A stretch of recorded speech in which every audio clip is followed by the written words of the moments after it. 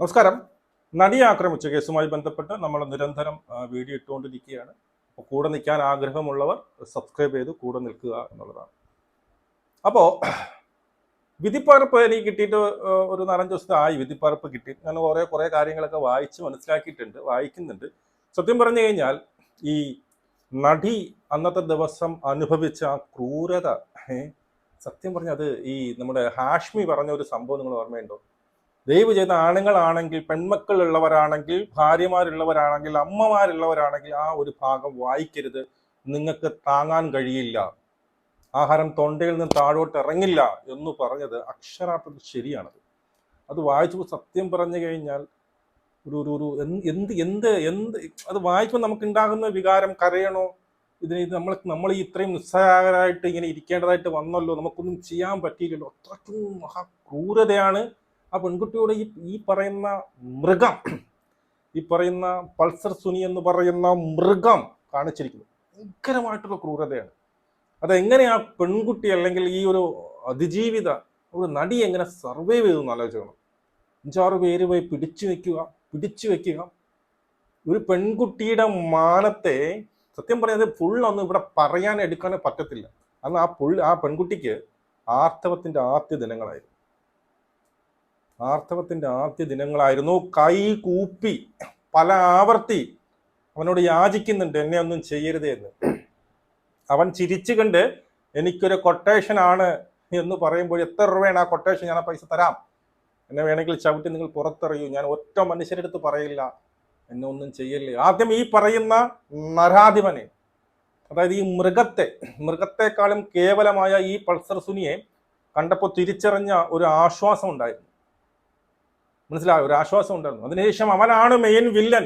അതുമല്ല, ഇതിന് പുറത്തിരുന്ന ഒരു നാറി കൊട്ടേഷൻ കൊടുത്തതാണ് എന്നൊക്കെ അറിയപ്പോൾ ആ കൊട്ടേഷൻ പൈസ ഞാൻ തരാമെന്ന് പറയുകയും, ആർത്തവത്തിന്റെ ആദ്യ നാളുകളിൽ അവിടെ നിന്ന് ആ പെൺകുട്ടി അനുഭവിച്ച ഓരോ പീഡനങ്ങളെ ഏറ്റുവാങ്ങുമ്പോഴും, അയ്യോ എന്നെ ഒന്നും ചെയ്യല്ലേ കരഞ്ഞുകൊണ്ട് പറയുന്നത്, എൻ്റെ കണ്ണിലൊരു കണ്ണീര് കണ്ടാൽ നീ ചിരിച്ചുകൊണ്ടല്ലാതെ ഇത് ചെയ്തിട്ടുണ്ടെങ്കിൽ ഞാൻ ഇത് ആവർത്തിച്ചെടുക്കുമെന്ന് പറയുന്ന ഭീഷണിപ്പെടും. 2 മണിക്കൂറിലേറെ ഈ പെൺകുട്ടിയെ ഈ വാഹനത്തിലേക്ക് കൊണ്ടുവന്നു. ഈ കൊടും ക്രൂരതയൊക്കെ വായിച്ചിട്ടാണ് ഈ അഖിൽമാരെ പോലുള്ള നാറിയ മനസ്സുള്ള അവനൊക്കെ ഓരോന്ന് വിളമ്പണത്. ഇതൊക്കെ അവന്മാർ വായിച്ചതാണ്. ഈ സാധനങ്ങൾ മൊത്തം ഇതെല്ലാം വായിച്ചതാണ്. വിധിപ്പകർപ്പൊക്കെ അവന്മാർ വായിച്ചതാണ്. വായിച്ചവനെ ഈ പറയുന്ന വെള്ളം താഴോട്ട് ഇറങ്ങില്ല, അമ്മാതിരിയാണ്. ഓരോ വസ്ത്രങ്ങളും മാറ്റുമ്പോഴും അവളെ അപേക്ഷിക്കുന്നുണ്ട്. പിന്നെ അവളെ ദേഹത്ത് ചെയ്ത ക്രൂരതകൾ പറയാൻ പറ്റത്തില്ല. അമ്മാതിരി ക്രൂരതകളാണ് ചെയ്തിരിക്കുന്നത്. അതെല്ലാം ചിത്രീകരിക്കുകയും ചെയ്തു. എത്ര ആവർത്തി? 7-8 തവണ. എന്നിട്ട് ഇത്രയും ചെയ്ത കുറ്റം, ഇത്രയും ക്രൂരമായ ഒരു കൊടും ക്രൂരത ചെയ്തിട്ടും ഈ പറയുന്ന വിധി ഹണി എം വർഗീസ് കൊടുത്തത് മറ്റൊന്നുമല്ല, വെറും ഏറ്റവും താഴ്ന്ന ശിക്ഷയായ 20 കൊല്ലത്തിന്റെ ജയിൽവാസം. സത്യം പറഞ്ഞു കഴിഞ്ഞാൽ അത് വായിക്കുമ്പോൾ നമുക്കൊന്നും ചെയ്യാൻ പറ്റിയില്ലല്ലോ എന്നാണ്. നമ്മളൊക്കെ ഈ രാജ്യത്താണല്ലോ ജീവിക്കുന്നത്. ഇത്രയും അനുഭവിച്ച ആ പെൺകുട്ടി, എന്നിട്ട് ആ പെൺകുട്ടിയെ ഇപ്പോഴും ഇട്ട് വലിച്ചു കീറുകയാണ് കുറെ നാറികൾ ഇതിനകത്തിരുന്നുകൊണ്ട്. സ്വന്തം അമ്മയും പെങ്ങളൊക്കെ ഉള്ളവന്മാർ തന്നെയാണ്. മനസ്സിലായോ? നീയൊക്കെ ഈ പറയുന്ന ദിലീപ് എന്ന് പറയുന്ന ഇതിന്റെ സൂത്രധാരനെ നീയൊക്കെ വെളുപ്പിച്ചോ, പ്രശ്നമൊന്നുമില്ല, വെളുപ്പിച്ചോ. പക്ഷെ അതിൻ്റെയോടൊപ്പം അവനെ വെളുപ്പിക്കാൻ വേണ്ടിയിട്ട് നിങ്ങൾ തിരഞ്ഞെടുക്കുന്ന മാർഗം ഉണ്ടല്ലോ.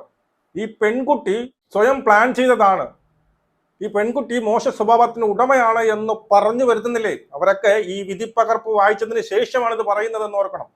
കോടതി കുറ്റം സമ്മതിച്ചാൽ, കോടതി തെളിയിച്ച ഒരു സംഭവമാണ്. ഈ 6 പേരെയും ഈക്വലായിട്ട്, മറ്റവന്മാരൊക്കെ പറയില്ല, അവർക്കൊക്കെ ഈക്വലായിട്ട് തന്നെ കൊടുക്കണമെന്ന് പറയാം. കാരണം യവനാണ് ആ ക്രൂരത ചെയ്തുവെങ്കിലും ഇവളെ പിടിച്ചു വെച്ച് കൊടുക്കുന്നതൊക്കെ ഈ പറയുന്ന പ്രതികളാണ് പിടിച്ചു വെച്ച് കൊടുക്കും പലതിനും. അത് നമുക്ക് സത്യം പറഞ്ഞു കഴിഞ്ഞാൽ പിന്നീട് അതിനെക്കൊണ്ട് ചെയ്ത ആ പെൺകുട്ടിയോട് ചെയ്ത അവസാനം ഈ പറയുന്ന ഡ്രസ്സ് ഉൾപ്പെടെ ഈ പറയുന്ന നാറിയായ 5 നാറിയെന്ന് വെച്ച് കഴിഞ്ഞാൽ ലോക നാറിയായ യാവന്റെയും പൈസ കിട്ടിക്കഴിഞ്ഞാൽ ആരെയും കാല് നക്കാൻ വേണ്ടി നടക്കുന്ന ഈ അഖിൽമാരാറ് അന്ന് അവൻ ഇട്ട പോസ്റ്റിൽ അവൻ പറഞ്ഞത് ഈ പെൺകുട്ടി മെഡിക്കൽ എടുത്തില്ല എന്നുള്ളതാണ് അവൻ പറഞ്ഞത്.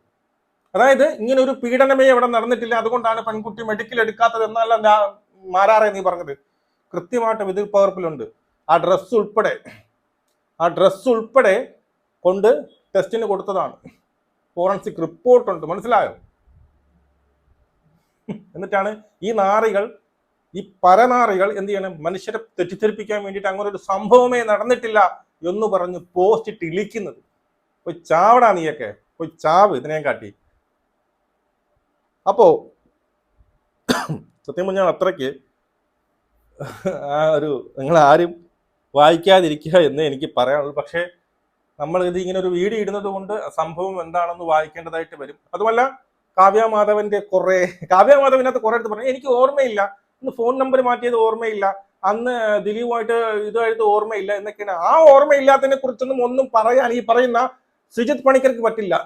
മറ്റേ മഞ്ജു വാര്യർ ഓർമ്മയില്ല എന്ന് പറയുന്ന അതിനെടുത്ത് വീഡിയോ ആക്കാൻ നിനക്കറിയാം. ഈ പറയുന്ന കാവ്യമാധവന്റെ പറഞ്ഞ മൊഴിയുണ്ടല്ലോ അതിനെ നീ എടുത്ത് വീഡിയോ ആക്ക്. കാവ്യമാധവൻ എന്തൊക്കെയാണ് കള്ളം പറഞ്ഞിരിക്കുന്നത്. അതായത് ഈ ദിലീപും ഞാനുമായിട്ട് ഒരു ഫ്രണ്ട്സ് അങ്ങനെ ഒരു ഇതില്ല, ഞാൻ ഫ്രണ്ട്സിനെ കാട്ടി ഉയർന്ന ഒരു ബന്ധമുണ്ട്. അതെന്തായാലും മനസ്സിലാവും. ഫ്രണ്ട്സിനെ കാട്ടി ഉയർന്ന ബന്ധം എന്ന് പറയുമ്പോൾ അവിഹിതം തന്നെയാണ്. ഒന്നീ ഫ്രണ്ട് അതിനെ കാട്ടി ഉയർന്ന ബന്ധം ഭർത്താവായിരുന്നു, എന്നിട്ട് മാപ്പിളയായിരുന്നു, ഇല്ലല്ലോ. ഫ്രണ്ട്സിനെ കാട്ടി ഉയർന്ന ബന്ധം ഉണ്ടായിരുന്നു. ബാത്റൂമിൽ പോയത് കള്ളമാണ്. പിന്നെ US പോയപ്പോൾ അത് പിന്നെ റൂമിൽ ഞാനും ഇവളും ഭാമയും ഈ പറയുന്ന നടിയുമായിരുന്നു ആ റൂമിൽ. ഇവൻ വരുമ്പോൾ എണീറ്റും അത് അവനായിരുന്നു അവിടുത്തെ ലീഡർ. അതിലെ മൊഴിയാ അവനായിരുന്നു, ദിലീപായിരുന്നു ലീഡർ. ലീഡർ പറഞ്ഞ് മനസ്സിലാക്കി തരുമ്പോൾ ഇടയ്ക്കിടയ്ക്ക് വരുമ്പോൾ മാത്രമേ ഉള്ളൂ, നമ്മൾ ബാത്റൂമിലൊന്നും കയറിയില്ല, ഞാനും അവനായിട്ട് ഒരു ബന്ധമേ ഇല്ലായിരുന്നു എന്നുള്ളതാണ്. ഞാൻ എവിടെയായിട്ട് ഇങ്ങനെ ഒരു ഇപ്പം മെസ്സേജ് അയച്ച കേസ് അതൊന്നും എനിക്ക് ഓർമ്മയില്ലെന്നാണ്. നീ എന്തിന് ഫോൺ നമ്പർ മാറ്റി? അത് ആ സമയത്ത് പിന്നെ ഞാനൊരു പിന്നെ സെലിബ്രിറ്റി അല്ലേ, സെലിബ്രിറ്റി ആയതുകൊണ്ട് പലരും ഇടയ്ക്കിടയ്ക്ക് ഫോൺ നമ്പർ മാറ്റേണ്ടതായിട്ട് വരും, അതുകൊണ്ട് ഇതും ഞാൻ മാറ്റി. ഇതൊക്കെ കോടതി അങ്ങ് സമ്മതിച്ചു, ആ കറക്റ്റാണ്, ഇതൊക്കെ സ്വാഭാവികം. പക്ഷെ മറ്റുള്ളവർ കൊടുത്തതെല്ലാം അസ്വാഭാവികമാണ്, അതൊക്കെ ചേർത്ത് വെച്ചതാണ്, അതൊക്കെ മാനിപ്പുലേറ്റ് ചെയ്തതാണ്, മനസ്സിലായോ? അതൊക്കെ വളച്ചൊടിച്ചതാണ് എന്ന് കോടതി കണ്ടെത്തുകയും ചെയ്തു. അപ്പൊ ഇവിടെ ഈ വിധിപ്പകർപ്പ്, അതായത് ഇപ്പം വന്നിരിക്കുന്ന മറ്റൊരു കേസ്, അതായത് പ്രോസിക്യൂഷൻ പറയാത്ത പലതും ഈ പറയുന്ന വിധിപ്പകർപ്പിൽ ചേർത്തിട്ടുണ്ട് എന്നുള്ള ആക്ഷേപണം നോക്കിക്കോണം. അതിനെയാണ് അതായത് പ്രോസിക്യൂഷൻ, അതായത് ഒരു ഉദാഹരണം പറയുകയാണെങ്കിൽ എന്താണ്, ഈ സുനി ഗുണ്ട എന്ന് പറഞ്ഞ 650 രൂപ കൊടുത്തു എന്ന് പറഞ്ഞു. ഞാൻ ആലോചിച്ചു, സുനി ഗുണ്ട എന്ന് പറഞ്ഞ 650 രൂപ റെസീപ്റ്റ്, അല്ലെങ്കിൽ സുനിക്ക് 650 രൂപ റെസീപ്റ്റ് ഒക്കെ ഈ പ്രോസിക്യൂഷൻ പൊക്കിപ്പിടിച്ചുകൊണ്ട് എന്തിന് കോടതിയിൽ വന്നു? ഇത്രയ്ക്ക് മന്ദബുദ്ധികളാണ് ഈ പ്രോസിക്യൂഷൻ എന്ന് ഞാൻ വിചാരിച്ചു. പക്ഷെ ഇപ്പൊ പറയുന്നു അങ്ങനെ ഇവര് പറയാത്ത പല കാര്യങ്ങളും ഇവരിങ്ങനെ തെറ്റിദ്ധരിപ്പിക്കാൻ വേണ്ടിയിട്ട് ഇന്നത് പറഞ്ഞു എന്ന് ഈ പറയുന്ന വിധിപ്പകർപ്പിൽ ഈ പറയുന്ന വിധിപ്പകർപ്പിൽ എഴുതി ചേർത്തിട്ടുണ്ട് എന്ന് പറയുന്ന ഞെട്ടിക്കുന്ന ഒരു ആരോപണമാണ് വന്നിട്ട്. ആ ഒരു വാർത്ത നമുക്ക് ആദ്യം കേൾക്കാം കേട്ടോ, എന്നിട്ട് നമുക്ക് ബാക്കിയിലോട്ട് പോവാം. പ്രിൻസിപ്പൽ സെഷൻസ് കോടതി നടിയെ ആക്രമിച്ച കേസിൽ നടത്തിയ വിധി, ആ വിധി വിശദമായി പരിശോധിച്ച ശേഷമാണ് സർക്കാരിന് എന്തുകൊണ്ട് ഈ വിധിയിൽ അപ്പീലുമായി മേൽക്കോടതിയെ സമീപിക്കാം എന്ന കാര്യകാരണങ്ങൾ ചൂണ്ടിക്കാണിച്ച നിയമോപദേശം നൽകിയത്. അതിൽ കൃത്യമായി പറയുന്നുണ്ട്, ഇതിൽ ഇരട്ട നിലപാട് കോടതി സ്വീകരിച്ചുവെന്ന്. ആ വിധിയിൽ അത് പരിശോധിച്ചതിന് ശേഷമാണ് ഏറ്റവും പ്രധാനമായി പറയുന്നത്, ആദ്യത്തെ 6 പ്രതികൾ കുറ്റകൃത്യത്തിൽ നേരിട്ട് പങ്കാളികളായവർ കുറ്റം അവരുടെ പേരിൽ സംശയാതീതമായി തെളിയിക്കപ്പെട്ടുവെന്നാണ് ശിക്ഷയ്ക്ക് കാരണമായി കോടതി നിരീക്ഷിച്ചത്. അതേസമയം തന്നെ ഈ കേസിലെ 8ാം പ്രതിയായ ദിലീപ് അടക്കമുള്ള 4 പ്രതികളെ വെറുതെ വിടുമ്പോൾ അതിന് കാരണമായി പറയുന്നത് മതിയായ തെളിവുകൾ ദിലീപ് ഉൾപ്പെടെയുള്ള പ്രതികൾക്കെതിരെയില്ല എന്ന് ചൂണ്ടിക്കാണിക്കുന്നു. അങ്ങനെയാണ് കുറ്റവിമുക്തമാക്കുന്നത്. ഇത് കൃത്യമായി ചൂണ്ടിക്കാണിക്കുന്നു. അതിന് പുറമെ ഏറ്റവും ഗൗരവമുള്ള അപ്പോൾ ഇത് നിങ്ങൾക്ക് മനസ്സിലായി ഇത് സംഭവം എന്ന് വെച്ച് കഴിഞ്ഞാൽ, അതായത് കോടതി ഒരു ഇരട്ടത്താപ്പാണ്. ഈ കോടതി ഇരട്ടത്താപ്പാണ് കാണിച്ചത്. ഒരേ കാര്യത്തിൽ 2 വിധി വന്നു, അതായത് 2 ന്യായം പറഞ്ഞു. അതിനെതിരായിട്ടാണ് അപ്പീൽ പോകുന്നത്. അവർ പറയുന്നത് ഗൂഢാലോചന തെളിയിക്കണമല്ലോ. ഈ പറയുന്ന ദിലീപ് ഉൾപ്പെടെയുള്ള പ്രതികൾക്ക് എല്ലാവർക്കും വേണ്ടിയിട്ട്, അത് 1 മുതൽ ദിലീപ് ഉൾപ്പെടെയുള്ള 10 പ്രതികൾ എത്തുണ്ടല്ലോ, അതുവരെയുള്ള പ്രതികൾക്ക് ഗൂഢാലോചന തെളിയിക്കാൻ വേണ്ടി ഇവർ കൊടുത്തത് എന്താണ്, ഒരേ തെളിവുകളായിരുന്നു. പക്ഷേ അതിലെ ഈ പറയുന്ന 6 വരെയുള്ള തെളിവുകൾ, 6 വരെയുള്ള പിന്നീട് പ്രതികൾക്ക് അത് എന്താ സംശയാസ്പദമായിട്ട് തെളിയിച്ചു എന്ന് പറയുകയും, അതേ തെളിവ് ബാക്കിയുള്ള 7-8 പ്രതി അങ്ങോട്ടുള്ള പ്രതികൾക്ക് അത് തെളിവുകളില്ല എന്ന് പറയുകയും. അതായത് ഇവിടെ ഇരട്ടത്താപ്പ്. 2 പേർക്കും കൊടുത്ത ഒരേ തെളിവാണ്, 2 പേർക്കും എല്ലാവരും ഗൂഢാലോചനയിൽ പങ്കെടുത്തു എന്ന് പറഞ്ഞ് കൊടുത്ത തെളിവുകളൊന്ന്, പക്ഷെ ഇരട്ടത്താപ്പ് ഇവിടെ നടന്നു എന്നുള്ളതാണ് ഇവർ പറഞ്ഞു വരുന്നത്. അടുത്തതാണ് ഏറ്റവും ഗുരുതരമായ ഒരു ആക്ഷേപം, ഗുരുതരമായ ഒരു നിരീക്ഷണം. ഈ വിധിയിൽ നേരത്തെ പ്രോസിക്യൂഷൻ കോടതിയിൽ ഉന്നയിക്കാത്ത വാദങ്ങൾ അത് പ്രോസിക്യൂഷന്റെ വാദം എന്ന നിലയിൽ എഴുതി ചേർത്തു എന്ന ഗുരുതരമായ ഒരു വിമർശനം കൂടി ഉണ്ട്. മാത്രവുമല്ല, നേരത്തെ 1500 പേജോളമുള്ള വിധി പ്രോസിക്യൂഷന്റെ വാദങ്ങൾ അത് എഴുതി നൽകിയതാണ്. ഇടയ്ക്ക് കോടതി എന്താണ് തെളിവെന്ന് ചോദ്യമുയർത്തിയപ്പോഴാണ് പ്രോസിക്യൂഷൻ അക്കമിട്ട് നിരത്തി തെളിവുകൾ അത് എഴുതി നൽകുന്നത്. അങ്ങനെ എഴുതി നൽകിയ തെളിവുകൾ പരിഗണിക്കപ്പെട്ടില്ല. അത് 6 പ്രതികൾക്കെതിരെ മാത്രം ആ തെളിവുകൾ പരിഗണിക്കുകയും മറ്റ് 4 പ്രതികൾക്കെതിരെ ആ തെളിവുകൾ പരിഗണിക്കാതിരിക്കുകയും ചെയ്യുന്നത് ഇരട്ട നിലപാട് എന്ന പരാമർശമാണ് ഈ കാര്യത്തിൽ പ്രോസിക്യൂഷന്റെ ഭാഗത്തുനിന്നുള്ളത്. ഏതായാലും കാര്യം മനസ്സിലായോ? സംഭവമൊന്നുമല്ല, വേറൊന്നുമല്ല. അതായത് പ്രോസിക്യൂഷൻ ചോദിക്കാത്ത, ഉയർത്താത്ത, ഉന്നയിക്കാത്ത ആരോപണങ്ങളാണ് ഈ വിധി പകർപ്പിൽ എഴുതി വെച്ചിരിക്കുന്നത്, വിധിയിൽ എഴുതി വെച്ചിരിക്കുന്നത്. മനസ്സിലായോ? അതായത് പ്രോസിക്യൂഷൻ ഇതൊക്കെ ചോദിച്ചു, അതൊക്കെ നമ്മൾ ലാസ്റ്റ് പൊളിച്ചടിക്കപ്പെട്ടു. ഈ സാധനമാണ് നമ്മുടെ ശ്രീജിത്ത് പണിക്കർ ഇരുന്ന് ഘോരഘോരം പ്രസംഗിക്കുന്നത്. എങ്ങനെ ഇത് പൊളിച്ചടുക്കി, എങ്ങനെ ഈ മഹാ ഞെട്ടിക്കുന്ന തെളിവ് എങ്ങനെ പൊളിഞ്ഞു? ഈ സാധനം പലതും ഇവർ ചോദിച്ചില്ല, പ്രോസിക്യൂഷൻ പലതും ഇത് ചോദിച്ചിട്ടില്ല എന്നുള്ളതാണ്. അതൊന്ന്. രണ്ടാമത്, ഈ ഇവർ കൊടുത്ത് എന്താണ് നിങ്ങളുടെ തെളിവെന്ന് ചോദിക്കുന്നില്ല. ഇവർ കുറെ തെളിവുകൾ എഴുതി കൊടുത്തിട്ടുണ്ട്. അതിൽ 6 പേർക്കെതിരായിട്ടുള്ള ഇവർ എഴുതി കൊടുത്ത തെളിവുകൾ സ്വീകരിച്ചു. 6 പേർക്കെതിരെ നിങ്ങൾ എഴുതി തന്നതൊക്കെ കറക്റ്റ് ആണ്. പക്ഷേ 6 കഴിഞ്ഞ് നമ്മുടെ ജനപ്രിയ നായകന്റെ കേസിലേക്ക് വരുമ്പോൾ അതൊന്നും പോരാ, അതൊന്നും തെളിവായിട്ട് എടുക്കാനേ പറ്റത്തില്ല. അതൊക്കെ ഇൻവാലിഡ് ആണ്, അത് ഒട്ടും പ്രശസ്തമല്ലാത്ത സംഭവമാണ്, ഇതൊന്നും പോരാ, പര്യാപ്തമല്ല എന്ന് പറഞ്ഞ് തള്ളിക്കളഞ്ഞ ഇരട്ട നയത്തെക്കുറിച്ച്, ഇരട്ടത്താപ്പിനെ കുറിച്ചാണ് ഇപ്പോ ഈ പറയുന്ന എന്താണ് പ്രോസിക്യൂഷൻ പറയുന്നത്. അത് ചൂണ്ടിക്കാണിച്ചു കൊണ്ടാണ് അപ്പീലിന് വേണ്ടി പോകുന്നത് എന്നുള്ളത്. സത്യം പറയാലോ, ഇവിടെ വൻ കളികളാണ് നടന്നിരിക്കുന്നത്. ഒരുപാട് കളികൾ നടക്കുന്നത്, നമ്മളെയൊക്കെ തെറ്റിദ്ധരിപ്പിക്കാൻ വേണ്ടിയിട്ട്. പണത്തിന്റെ കൊഴുപ്പ്, മനസ്സിലായോ? പണത്തിന്റെയും അധികാരത്തിന്റെയും പവർ വെച്ചിട്ട് കാണിക്കുന്ന ഉഡായ്പകളാണ് നടക്കുന്നത്. കുറെ സാധാരണ ജനങ്ങൾ അതിൽ അലിഞ്ഞു വീണ്. സാധാരണ ജനങ്ങൾ എന്ന് വെച്ചാൽ ഒരു 90% ആൾക്കാരും സത്യം അറിയും. പക്ഷെ കുറെ PR വർക്കേഴ്സ് ഉണ്ട്.